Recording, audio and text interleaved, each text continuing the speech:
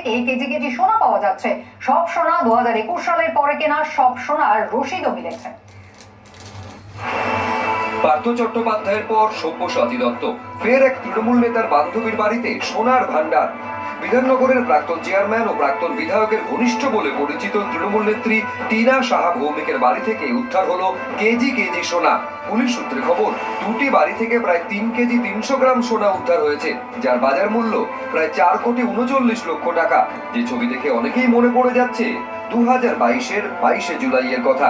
তৎকালীন শিক্ষামন্ত্রী পার্থ চট্টোপাধ্যায়ের ঘনিষ্ঠ অর্পিতা মুখোপাধ্যায়ের দুটি ফ্ল্যাট থেকে উদ্ধার হয়েছিল প্রায় 50 কোটি টাকা। পাওয়া যায় রাশি রাশি সোনা, হীরের গয়না। বিধানসভায় এ নিয়ে সরব হন খোদ মুখ্যমন্ত্রী।